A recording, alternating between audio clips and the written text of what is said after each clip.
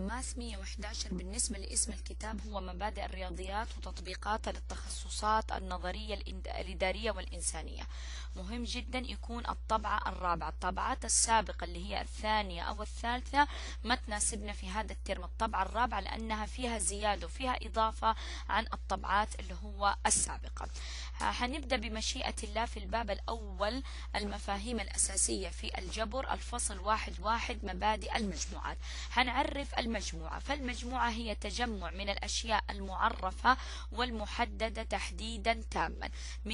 مثل مجموعة الأحرف العربية، وكذلك مجموعة طلاب الانتساب ومجموعة طلاب السنة التحضيرية. فأهم حاجة في المجموعة لما تجمع الأشياء مو عملية تجميع الأشياء تكون عملية عشوائية، لازم تكون معرفة وتحدديها تحديد تام. فلما أنا قلت مجموعة الأحرف حددت أي نوعية من الأحرف، هي الأحرف العربية أم الأحرف مثلا اللاتينية أم الإنجليزية أم الصينية وهكذا. كذلك عند الطلاب ما أقدر أقول مجموعة الطلاب وأسكت، لأنه مجموعة الطلاب هذه ما حتمثل لي مجموعة، لازم أعرف منهم ما هذول الطلاب، إذا هم طلاب الانتساب. طيب، يرمز دائما وأبدا للمجموعات بالأحرف الكبيرة، فمثلا اللي هو الA كابيتال، الB كابيتال، الX، الY والZ. أما الأشياء التي تتألف منها تسمى عناصر المجموعة، وعناصر المجموعة يرمز لها عادة بالأحرف الصغيرة مثل الA والB والX واللي هو الY والZ. وتوضع عناصر المجموعة الواحدة بين أقواس المجموعة. هذا شكل أقواس المجموعة يختلف عن الأقواس الدائرية ويختلف عن شكل الأقواس المربعة. فمثلا المجموعة A رمزنا لها بالحرف الكبير بالكابيتال لتر، فتحنا أقواس المجموعة وعناصرها هي العنصر A فاصلة 1 فاصلة X فاصلة اللي هو Y. وتقرأ المجموعة A وهي مجموعة العناصر التي تحتوي على ال A1 و X واللي هو Y. ونقول أيضا إن العنصر A ينتمي إلى المجموعة A بكتابة A تنتمي إلى ال A، أو أن العنصر Z لا ينتمي إلى المجموعة A بكتابة A بتنتمي إلى الزد. هنا في توضيح بسيط. أنا لما كتبت اللي هو المجموعة A، أو أنا أعرف مجموعة أخرى، المجموعة A مثلا قلنا عناصرها A و B واللي هو C، فكتبت على شكل أقواس مجموعة، كل عنصر طول الآخر يفصل بيناتهم اللي هو فاصلة، فأقول إنه الرمز ينتمي، هذا هو بسميه برمز الانتماء. وظيفة هذا رمز الانتماء، هذا رمز اللي هو الانتماء، وظيفته إنه حيربط ما بين اللي هو عنصر واللي هو مجموعة، يربط دائما أبدا بين عنصر ومجموعة. فمثلا أقول العنصر A ينتمي إلى المجموعة A، العنصر B ينتمي إلى المجموعة A، العنصر C ينتمي إلى المجموعة A، بينما العنصر D ما هو من عناصر المجموعة A، فأقول لا ينتمي إلى المجموعة A. كذلك العنصر اللي هو Z لا ينتمي إلى المجموعة A. إذا أهم حاجة إنه رمز ينتمي، وظيفته إنه حيربط بين عنصر وبين اللي هو المجموعة نفسها. طيب، المجموعة الخالية. ما هي المجموعة الخالية؟ هي المجموعة التي لا يوجد بها أي عنصر ويرمز لها بالرمز فاي، وتنطق فاي، ونكتبها عبارة عن أقواس مجموعة خالية لا تحتوي على أي عنصر من العناصر.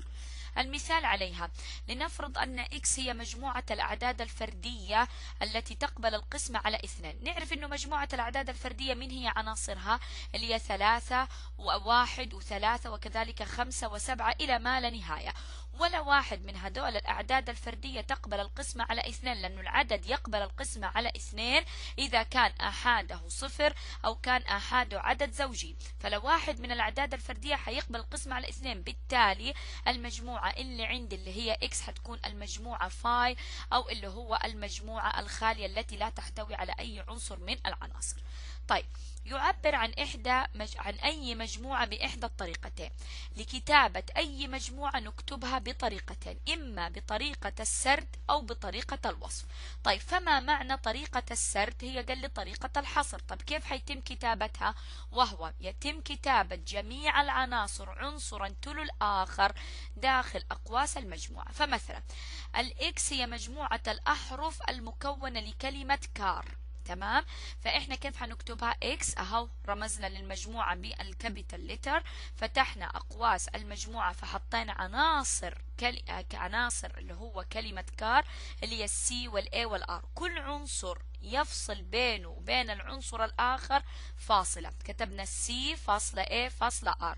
بأي تسلسل، يعني إيش أقصد بأي تسلسل؟ ما يشترط هنا الترتيب في كتابة العناصر.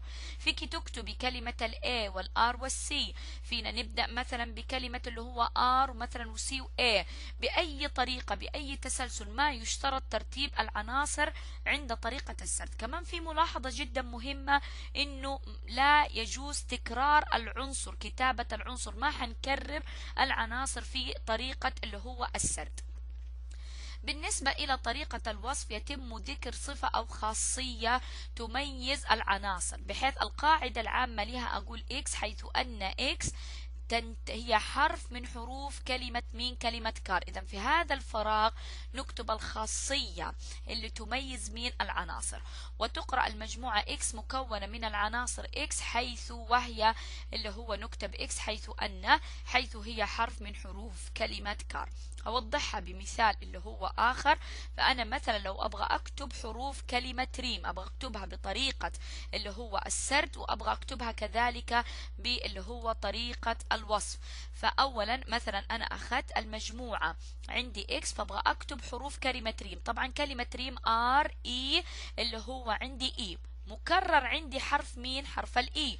فإذا لما أكتبها أكتب R فاصلة E فاصلة اللي هي الام، دون تكرار حرف اللي هو الاي. هذه كتبتها بطريقة اللي هو السرد، كتبتها داخل اقواس المجموعة، ذكرت كل عنصر تلو الاخر باي تسلسل يفصل بين كل عنصر وعنصر اخر فاصلة بدون تكرار العنصر. طب انا لو بدي اكتبها بطريقة الوصف، ابغى اوصفها، اذا اكتب المجموعة اكس. انا حكتب دحين القاعدة العامة. القاعدة العامة بتقول لي اللي هو اكس حيث أن اللي هو عندي X، ونكتب هنا في هذا المربع الخاصية. إيش هي الخاصية؟ خاصية الوصف اللي أنا بدي أوصفه. طيب إيش هو الوصف اللي أنا أبغى أوصفه؟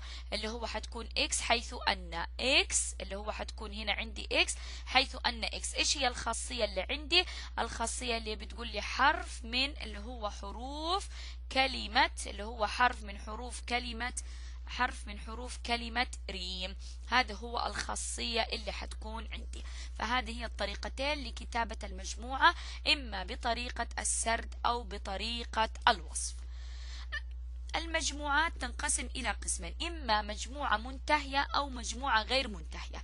فالمجموعة المنتهية هي التي تتألف من عدد محدود من العناصر، فأسميها بالمجموعة المنتهية، يعني هي المجموعة التي نستطيع عد عناصرها. أما إذا كانت تتألف من عدد غير منتهي أو عدد غير محدود من العناصر فهي مجموعة غير منتهية. يعني المجموعة الغير منتهية هي المجموعة التي لا نستطيع عد عناصرها. فمثلا عند المجموعة X 1 و2 و3 و4 مجموعة منتهية، بدأت بالواحد وانتهت بالأربعة. بينما المجموعة الثانية اللي هو الإكس اللي حتكون 1 و2 و3 و4 ابتدأت بالواحد لكن ليس لها نهاية، ما نعرفين فين حتكون اللي هو نهايتها، فبنقول مجموعة غير منتهية أو مجموعة غير محددة.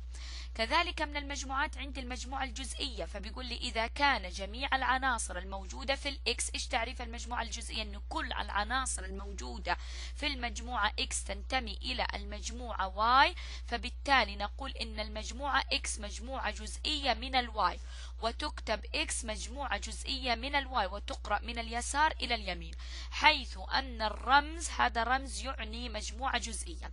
لازم نفرق بين اللي هو رمز المجموعة الجزئية وبين رمز اللي هو ينتمي. فرمز اللي هو المجموعة الجزئية حيكون شكله بهذا الشكل، وظيفته إنه حيربط لي بين اللي هو مجموعة واللي هو مجموعة أخرى.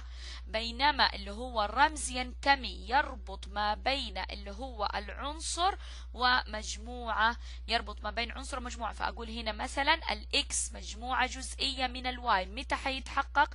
إنه كل عنصر من عناصر الإكس لازم تنتمي إلى مين؟ إلى الواي. إذا كل وليس بعض وليس جزء من عناصر الإكس. وأقول إنه العنصر A ينتمي إلى المجموعة إكس إذا كان ال A أساسا من عناصر إكس وبينتمي إلى المجموعة اللي هو الإكس اللي عندي. طيب ناخد مثال. إذا كانت إكس عناصرها A و B و C، والواي عناصرها A و B و C و D، والزد عناصرها A و F و A و C و F، فإن نلاحظ ان كل عنصر من عناصر الاكس موجود في عناصر الواي، يعني الاي موجود في الاكس والواي، والبي موجود في الاكس والواي، والسي كذلك موجود في الاكس والواي، بينما العنصر دي ينتمي الى المجموعة واي ولا ينتمي الى المجموعة اكس. فحقول انه اكس مجموعة جزئية من الواي، لكن ما اقدر اقول انه الواي مجموعة جزئية من الاكس. السبب لانه الدي ينتمي الى الواي ولا ينتمي الى الاكس. كذلك بالنظر إلى المجموعة زد واي نلاقي نلاقي إنه العنصر زد عناصره A تنتمي إلى الزد وتنتمي إلى الواي، السي ينتمي إلى الزد وينتمي إلى الواي، بينما العنصر F موجود في الزد وما هو موجود في الواي. إذا ما أستطيع إني أقول إنه الزد مجموعة جزئية من الواي، فأقول إنه الزد ليس مجموعة جزئية من الواي. السبب لأنه العنصر F ينتمي إلى الزد ولا ينتمي إلى الواي. عشان تتحقق إنه المجموعة تكون مجموعة جزئية من مجموعة أخرى، كل عناصر المجموعة الأولى لازم كلها وليس بعضها وليس جزء منها تنتمي إلى عناصر المجموعة الثانية.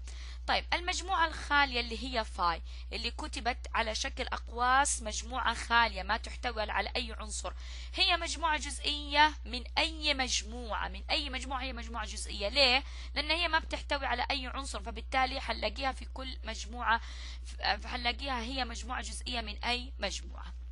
طيب ما معنى رتبة المجموعة؟ وما هو رمز رتبة المجموعة؟ رتبة المجموعة يرمز لها بالرمز أهو اللي هو عصايتين تقريبا أو عمودين داخلها عبارة عن رمز مجموعة، وبنسميها عناصر وتعني عدد عناصر المجموعة. إذا ما هي رتبة المجموعة؟ اللي هو عدد عناصر المجموعة، يعني تعدي عدد عناصر المجموعة وهو بيعطيكي قيمة رتبة المجموعة. طبعا متى هتقدري توجدي رتبة مجموعة؟ إذا كانت المجموعة منتهية هنقدر نوجد لها رتبة مجموعة، لأني أقدر أعد عدد عناصرها. لكن لو كانت المجموعة غير منتهية ما تستطيعي إنك تعدي عدد عناصرها. فمثال عندي الواي عناصرها 1 و5 و8، فرتبة الواي حتكون 3. رتبة الإكس بنعد عدد عناصر الإكس حتكون 4. لكن لو لاحظنا في هذه الملاحظة رتبة الفاي هي قيمتها بصفر، لأنه الفاي ما تحتوي على أي عنصر من العناصر. طيب ما معنى اتحاد المجموعتين اللي هو اليونيون؟ أخذ جميع العناصر الموجودة في المجموعتين بدون تكرار، يعني معناتها الرياضية العناصر التي تنتمي إلى المجموعة A أو تنتمي إلى المجموعة B، ويرمز لها بالرمز A اتحاد البي.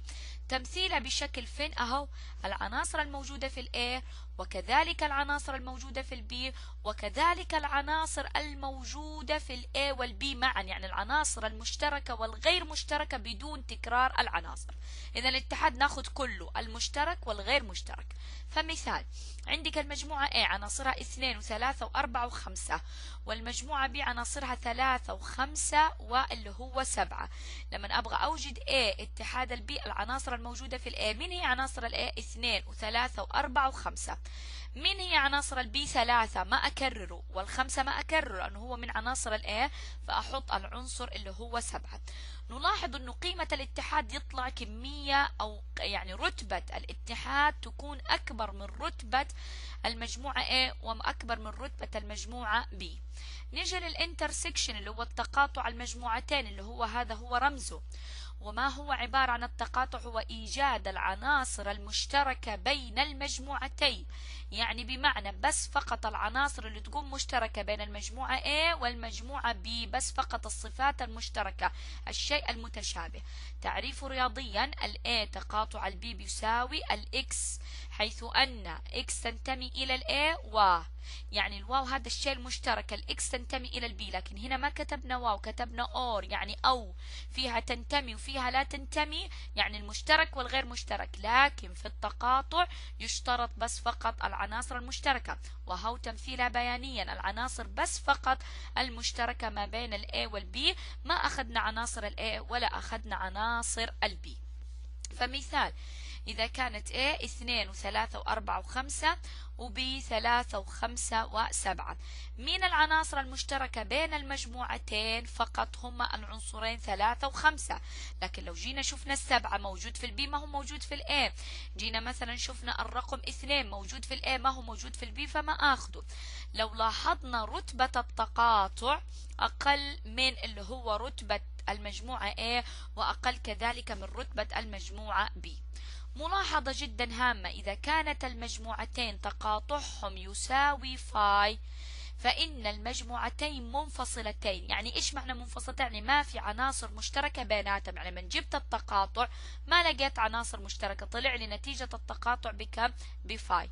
إذا هدول المجموعتين اللي تقاطعهم بفاي نسميها مجموعتين منفصلتين. عملية طرح مجموعة من أخرى. الفرق بين مجموعة A و B يعرف رياضيا ال A ناقص ال B، وهي العناء X، حيث أن X تنتمي إلى ال A والإكس لا تنتمي إلى البي. طبعا هذه المجموعات لاحظنا في الاتحاد والتقاطع التعريف كتبت على بطريقة اللي هو الصفة، بطريقة الصفة المميزة والخاصية المميزة. فكتبنا إكس حيث أن إيش معناته؟ إكس العناصر التي تنتمي إلى الأ وفي نفس الوقت لا تنتمي إلى البي. أهو تمثيل العناصر الموجودة في الأ وما تنتمي إلى البي، وكذلك العناصر المشتركة ما حناخدهم، بس أخذنا اللي هو اللي باللون البينك. طيب ما معنى بي ناقص A؟ العناصر الموجودة في البي ولا تكون موجودة في الA، إذن هي جميع العناصر الموجودة في البي ولا توجد في المجموعة A. إذا العناصر اللي حتكون موجودة في البي هي من الرسمة واضحة، ما هي موجودة في الA ولا تكون مشتركة لا بين الA ولا اللي هو بين البي. عندنا المثال. قبل المثال في عندي ملاحظة، فبيقول لي عملية طرح مجموعة من الأخرى هي حساب الفرق بين الأولى والثانية. وهنا عملية الطرح ليس عملية طرح الأعداد، بينما عملية طرح المجموعات تعني أن ننتزع عناصر المجموعة الثانية من عناصر المجموعة الأولى وما يتبقى يكون هو الناتج. فنشوف مثال رقم 14. مثال رقم 14 قال لي إنه المجموعة اللي هو A عناصرها 1 و2 و3 و4 و5 و6، والمجموعة B عناصرها 1 و3 و5 و7. فيبغى مني اني انا اوجد اللي هو ال A ناقص ال B وكذلك اللي هي ال B ناقص ال A. فحنوضحها.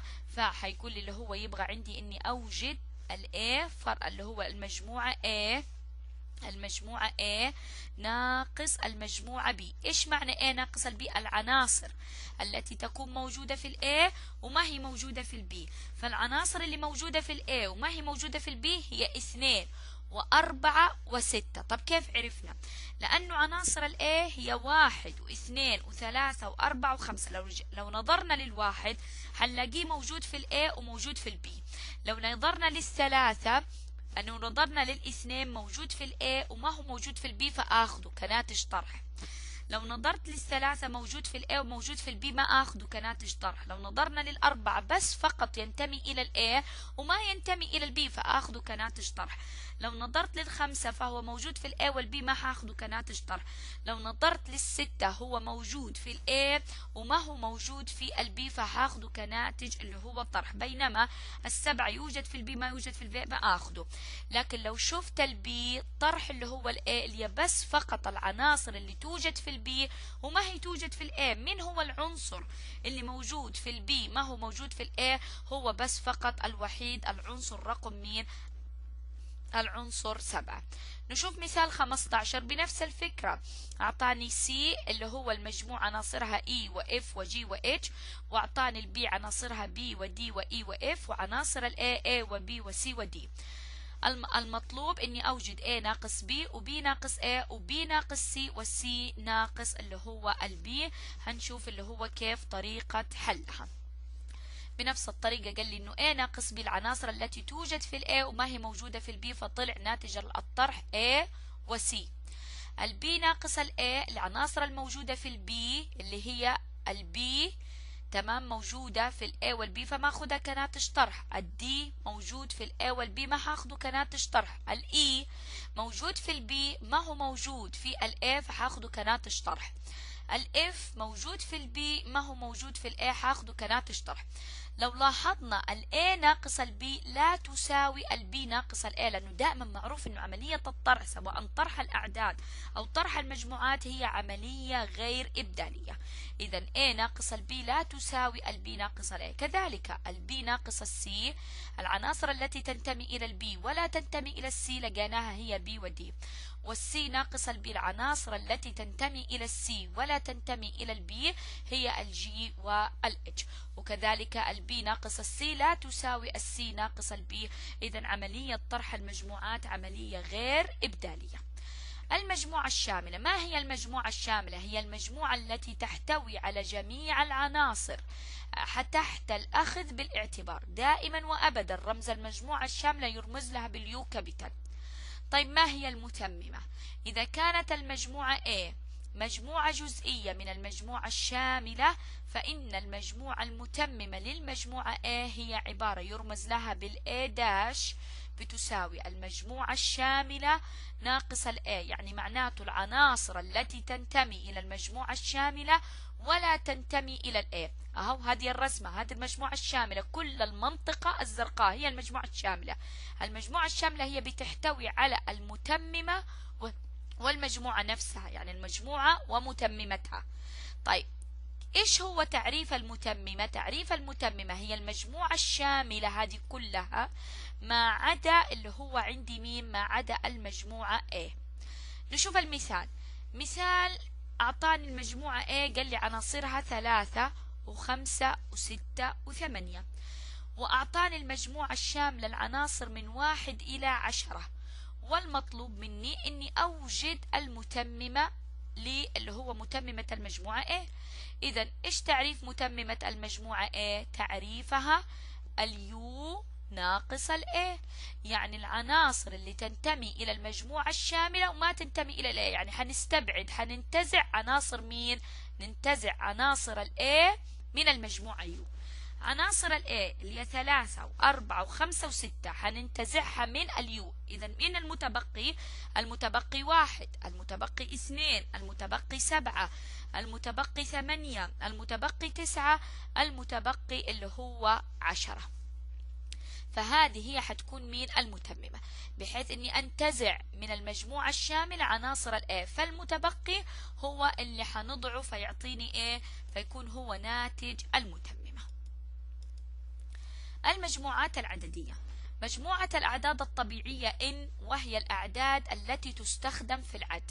هذه N دائما رمز الأعداد الطبيعية نرمز لها بالإن كابيتال، وهي تشمل الأعداد الطبيعية الموجبة، الأعداد الصحيحة الموجبة، موجب 1، موجب 2، موجب 3، موجب 4. شوفي لاحظي ما فيها صفر، ما فيها أعداد سالبة، ما فيها أعداد كسرية. مجموعة الأعداد الكلية W وهي الأعداد الطبيعية مضافا إليها الصفر، اللي هو الأعداد الطبيعية حنضيف لها مين؟ الصفر. إذا الW عبارة عن 0 و1 و2 و3 و4، اللي هو الN اتحاد المجموعة مين؟ الصفر. طيب لو وقفنا هنا لحظة، إيش علاقة الN بالW؟ نجد بأن الN مجموعة جزئية من الW. لماذا؟ لأنه كل عناصر الN موجودة في عناصر الW، لكن ما أقدر أقول إنه الW مجموعة جزئية من الN. ليش؟ لأنه الW الصفر ينتمي إليها بينما الصفر لا ينتمي إلى الN. طيب نشوف رقم 3، مجموعة الأعداد الصحيحة يرمز لها بالرمز زد كابيتال، وهي بتشمل الأعداد الصحيحة الموجبة بالإضافة إلى الصفر بالإضافة إلى الأعداد الصحيحة السالبة، يعني ما فيها كسور، ما في أعداد عشرية. يمكن كتابتها بطريقة أخرى: المجموعة صفر فاصلة موجب ناقص واحد فاصلة موجب ناقص اثنين فاصلة موجب ناقص ثلاثة. التمثيل العشري المنتهي وهو العدد العشري اللي هو 0.25. طبعا بالنسبة للأعداد العشرية هذه أساسا ناتجة من قسمة البسط على المقام، ناتجة أنه أساس المقدار عندي كسر وأنا قسمت بسطي على مقامي فحصلت على هذا العدد العشري. فالتمثيل العشري هذا له أنواع. النوع الأول التمثيل العشري المنتهي، وهو عند قسمة البسط والمقام أحصل على هذا المقدار اللي هو 0.25 أو 0.125 من ألف. أو النوعية الثانية اللي هو التمثيل العشري الغير منتهي، ويكون يكون متكرر، يعني عند قسمة البسط على المقام نجد أنه غير منتهي، وكذلك نجد أنه هو متكرر من عناصره. النوع الثالث من التمثيل العشري يكون غير منتهي وكمان غير متكرر، أو غير منتهي زي ما احنا ملاحظين، وكذلك غير متكرر الأرقام مختلفة 3 و4 و1 و2 إلى ما لا نهاية. إذا هذه أنواع التمثيل العشري، طبعا نتجت من قسمة البسط على المقام، من قسمة اللي هو الكسر بسطه على مقامه. رقم 4 من الأعداد اللي هي مجموعة الأعداد القياسية، لها مسمى آخر، في أقول إنها هي النسبية وممكن أقول إنها هي الكسرية، يرمز لها بالرمز Q، وهي مجموعة الأعداد التي يمكن كتابتها على صورة كسر. إذا أولا لازم تكتب على شكل كسر. الكسر يتكون من البسط ويتكون من المقام، بحيث المقام لا يساوي الصفر، وتكتب على الشكل الآتي. أنا حوضح كتابتها بهذا الشكل. إذا Q اللي هي مجموعة الأعداد الكسرية، مجموعة الأعداد النسبية القياسية، تكتب X، حيث أن الX عبارة عن A على B، وكل من ال A وال B بتنتمي إلى الZ، وال B لا تساوي الصفر. طيب هنا هنطرح سؤال، هنقول هل كل ما شاهدت، هذه غير صحيحة، هي بس فقط كيو، كل ما شاهدت كسر هقول انه هو ينتمي الى مجموعة الاعداد النسبية؟ لا، لازم يحقق الثلاث شروط. اولا المقدار اللي عندي يكتب على شكل كسر، يعني بسط ومقام. ثانيا حاجة ملاحظة جدا مهمة، كل من البسط والمقام لازم يكونوا اعداد صحيحة. ايش هي الاعداد الصحيحة؟ اللي هي الاعداد الصحيحة الموجبة والسالبة بالاضافة للصفر، ما عدا المقام لا يساوي الصفر، هذا الشرط الثالث. انا هعطيك اطرح هنا مجموعة من الامثلة وحنشوف اية منها تنتمي الى الكيو، اية منها لا ينتمي الى الكيو، وما هو السبب. الكسر نص ينتمي الى الكيو لانه متوفر في الشروط، بسط ومقام اعداد صحيحة، المقام لا يساوي الصفر، كتب على شكل كسر. ناقص نص حينتمي كذلك إلى الكيو، توفرت في الشروط. صفر على 2 اللي هو قيمته بتساوي الصفر كذلك ينتمي إلى الكيو، توفر في الشروط. بينما 2 على صفر نقول له لا ينتمي إلى الكيو. لماذا؟ لأنه بالرغم أنه كتب على شكل كسر، بس ما نقدر نقول ينتمي إلى الكيو، لأنه المقام هنا إحنا اشترطنا لا يساوي الصفر، وهنا طلع المقام يساوي الصفر، اختل الشرط. نشوف المقدار الثاني، 1 على جذر 2، كتب على شكل بسط ومقام، مقامي لا يساوي الصفر، بس كمان حقول له لا ينتمي إلى الكيو. لماذا؟ لأنه المقام جذر 2 ليس عدد صحيح، لا ينتمي إلى الزد. إذا مجموعة الأعداد النسبية الكسرية صح هي تكتب على شكل كسر، لكن هذا الكسر عندي فيه شروط، مو كل ما شفت مقدار مكتوب على شكل كسر حقول إنه هو ينتمي إلى الكيو. هذه أمثلة كلها عديدة كتبت على شكل كسر، البعض منها انتمى والبعض منها ما انتمى بسبب عدم توفر إحدى الشروط الثلاثة.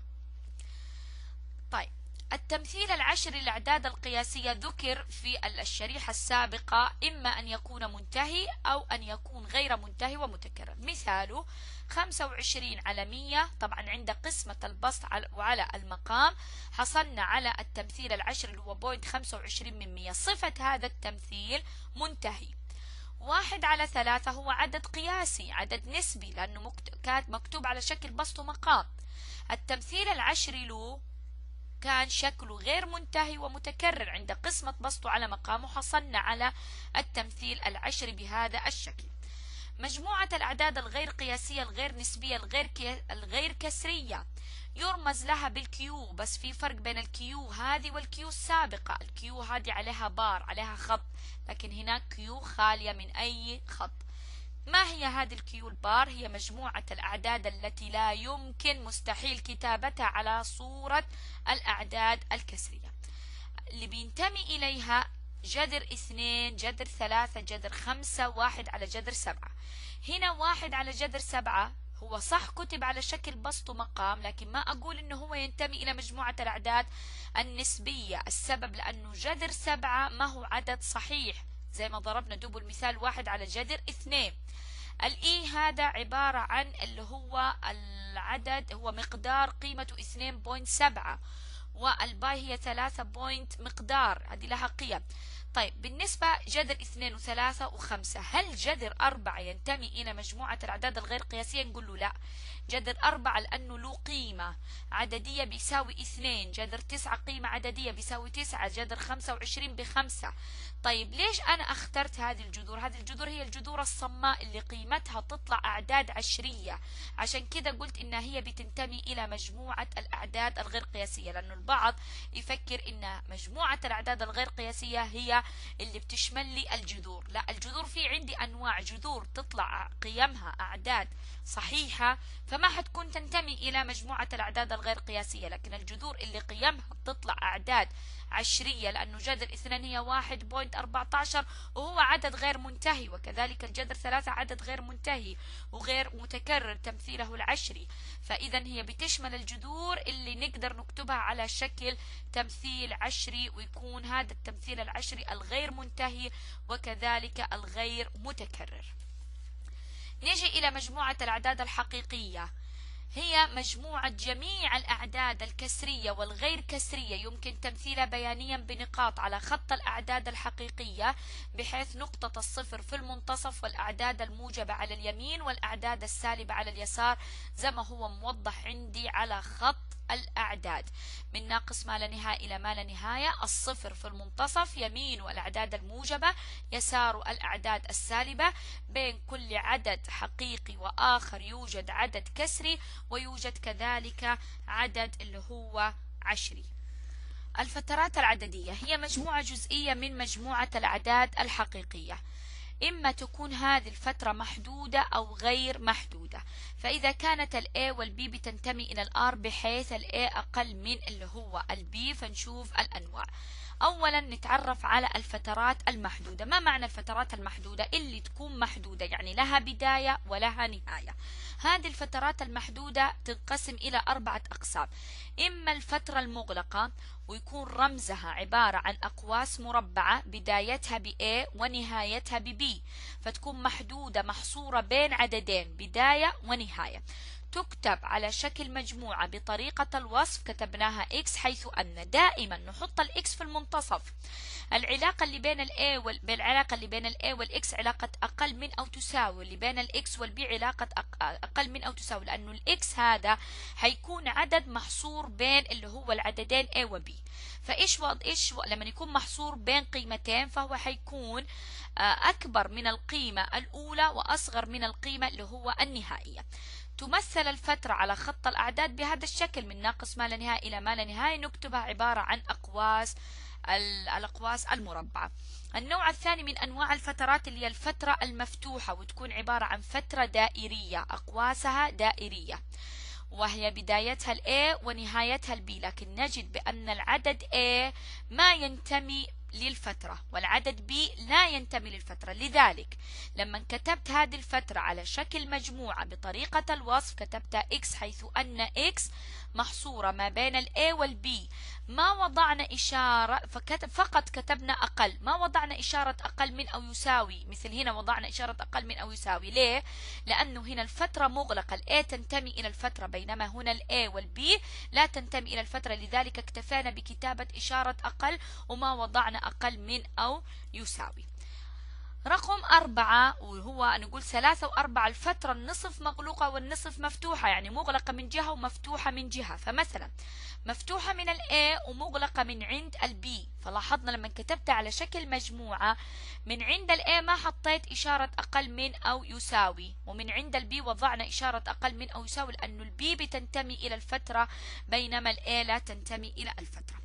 كذلك الفترة المغلقة من عند ال A والمفتوحة من عند اللي هو ال B بنفس الطريقة، طالما ال A منتمية للفترة فأحط إشارة أقل من أو يساوي، وال B هي أساسا ما هي موجودة في الفترة فأحط إشارة اللي هو حتكون عبارة عن B. طبعا اللي ذكرناها كانت فترات محدودة بين قيمتين، عندي بداية وعندي نهاية، بينما الآن الفترات الغير محدودة اللي حيكون لها بداية ما يكون لها نهاية، أو يكون لها نهاية وليست لها إيه بداية. الفترات الغير مفتوحة نصف مغلقة أو نصف مفتوحة، هنا ليس لها بدايتها، لما لها بداية لكن لها نهاية. الفترة من نهايتها تنتهي عند النقطة B، عند العدد B. تكتب ما حنكتبها محصورة بين قيمتين، حنكتب x حيث أن x أقل من أو تساوي البي، عشان عندي ناقص ما لا نهاية فأقول أقل من أو تساوي البي، يعني أكبر حاجة هنا العدد مين بي، وكل الأعداد بعد كده أقل من مين، من البي اللي عندي. طيب من ال A إلى ما لا نهاية، بدايتها ال A ونهايتها ما لا نهاية، فهي x حيث أن x أكبر من أو تساوي ال A. إذا هي كل الأعداد اللي بتكون أكبر من أو تساوي A. ليه داخلة هنا معايا ال A وال B؟ لأنها مغلقة من عند ال B وكذلك مغلقة من عند ال A. لكن لو كانت مفتوحة من عند ال B ومفتوحة من عند ال A فحنكتب بس فقط إشارة أكبر من ال A، أو نقول بس فقط أقل من اللي هو ال B. طبعا هذه الفترات اللي لها بداية وليس لها نهاية، أهو الفترة المفتوحة اللي هي تكون ال A لا تنتمي بس وضعنا إشارة أكبر، وإذا كانت ال B لا تنتمي فنحط بس فقط إشارة أقل. جميع الأعداد الحقيقية هي فترة مفتوحة.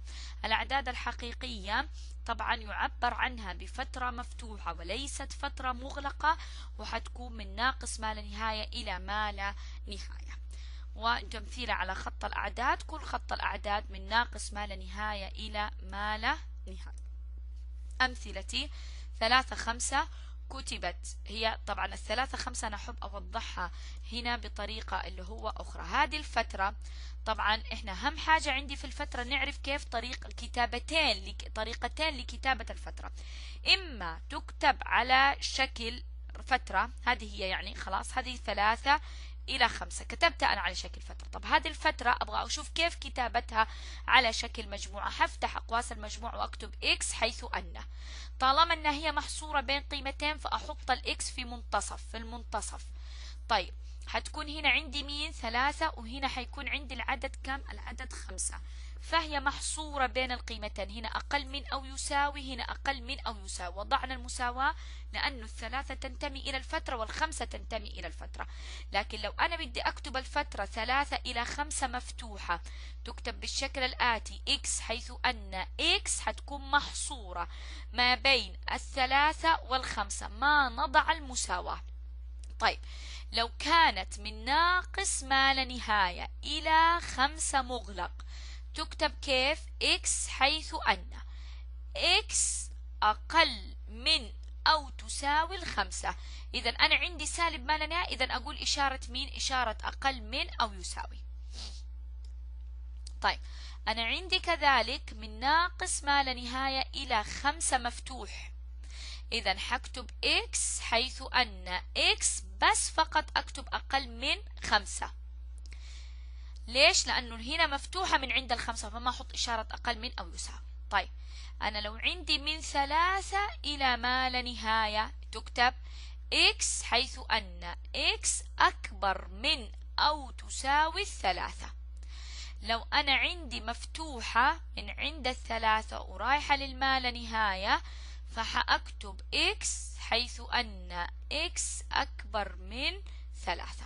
هذه كلها أشكال المجموعات. طريقة كتابة أشكال الفترات تكتب على شكل فترة وشكلها على شكل مين؟ على شكل المجموعة اللي عندي. وهذا هو المثال التوضيحي وشرحنا عليه كذلك إضافة لهذا المثال. طيب نشوف احنا تعرفنا على اتحاد مجموعتين وتقاطع مجموعتين، نفس الطريقة حناخد اتحاد فترتين وتقاطع فترتين. الاتحاد حناخد الاشياء المشتركة والغير مشتركة، والتقاطع حناخد بس فقط المنطقة المشتركة بيناتهم. فنحب نوضح اللي هو المثال الآتي بهذه الطريقة. معطيني المجموعة الفترتين، الفترة اللي هي الفترة -1 و3 فترة مفتوحة، الفترة الثانية المغلقة من -3 إلى 1.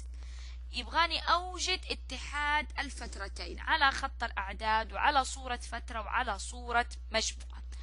أولا لو طالب أي حاجة خط أعداد أو صورة فترة أو صورة مجموعة، فأول حاجة أنا حمثل الفترتين على خط الأعداد. دائما وأبدا الصفر في المنتصف، يمينه الأعداد الموجبة، يساره الأعداد السالبة.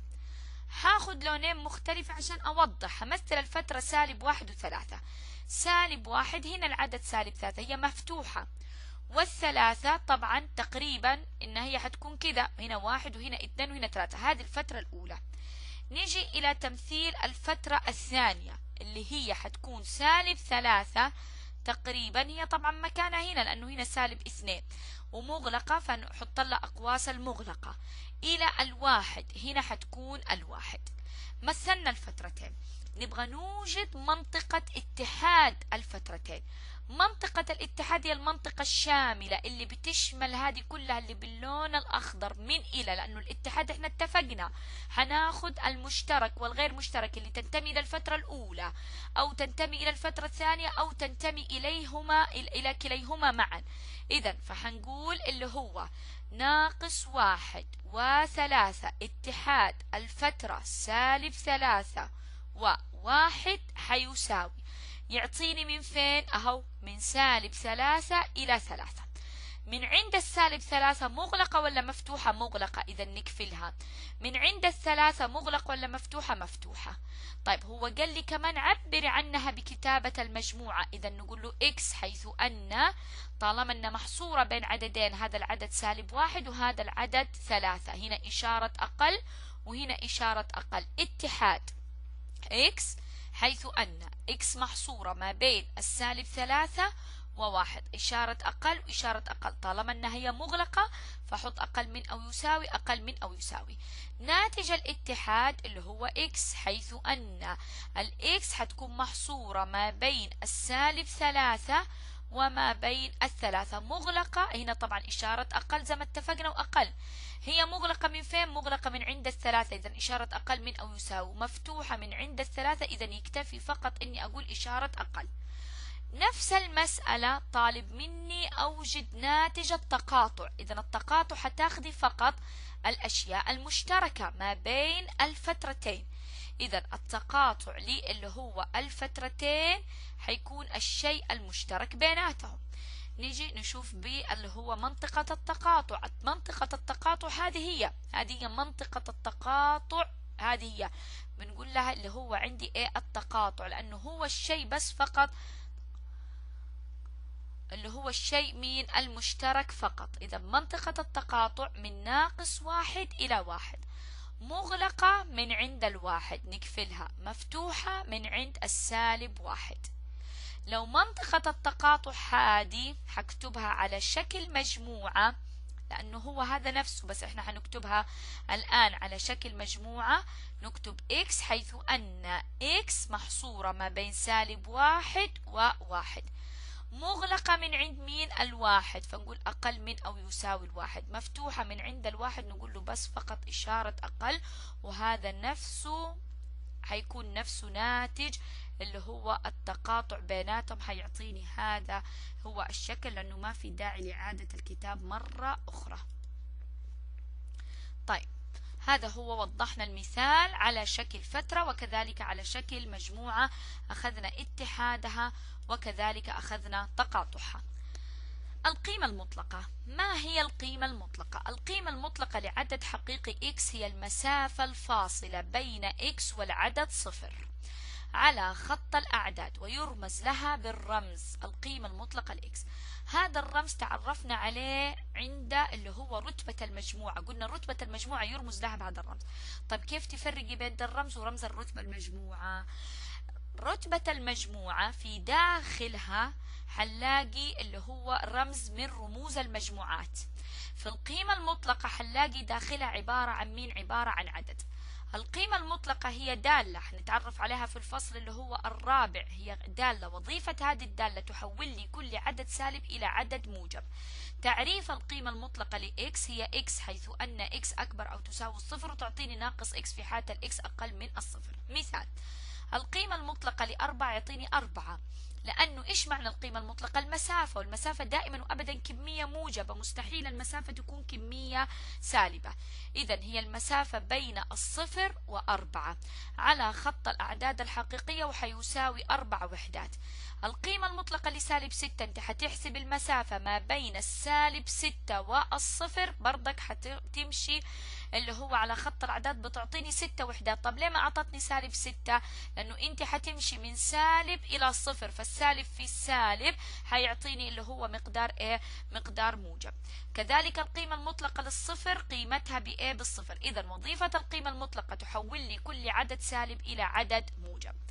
المسافة بين عددين على خط الأعداد، عندي عددين على خط الأعداد بدي أوجد المسافة بينهما، كذلك تقدر بالقيمة المطلقة، ويعطى بالقانون الآتي، قانون جدا مهم: دي للإكس واي بيساوي القيمة المطلقة لإكس ناقص واي. في الفصل الثالث حنتعرف على مسافة بين عددين، لكن مو موجودة على خط الأعداد، موجودة في المستوى، حيكون لها قانون آخر.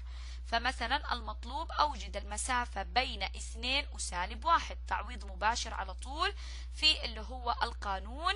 قانوني بيقول لي اللي هو القانون اللي هو عندي الدي، قانون المسافة الدي للإكس والواي هو القيمة المطلقة للإكس ناقص القيمة المطلقة للواي.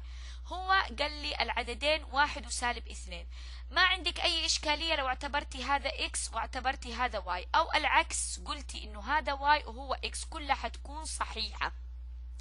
فأنا حقول سالب 2 سالب 1 حتطلع قيمتها بسالب 3، القيمة المطلقة لسالب 3 ب3. طب أنا لو عكست، أخذت اللي هو عندي 1 وسالب وقلنا سالب 2، الإشاء دائما عدد السالب حطي لي إياه بين قوسين، فسالب مع سالب حيعطيني موجب. إذا 1 اللي هو زائد 2 يعطيني القيمة المطلقة ل3، والقيمة المطلقة ل3 طلعت ب3. إذا طلع الناتجين صح، حتى لو بدلتي مكان الإكس واي ولا الواي إكس حيطلع الناتج في النهاية صحيح.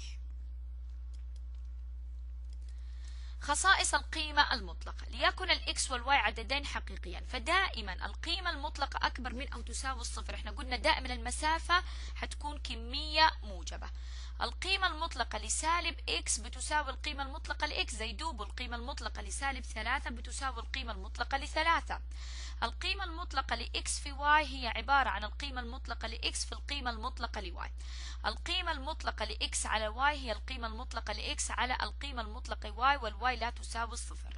القيمة المطلقة لإكس زائد واي أقل من أو تساوي القيمة المطلقة لإكس زائد القيمة المطلقة لواي، وهذه بأسميها بالمتراجحة المثلثية. فهنا في رقم 5 ننتبه، لأنه في 3 و4 في الضرب صار على طول مساواة والقسمة مساواة، لكن في الجمع ما أقدر أقول القيمة المطلقة لإكس زائد واي بتساوي القيمة المطلقة لإكس زائد واي، هذا خطأ.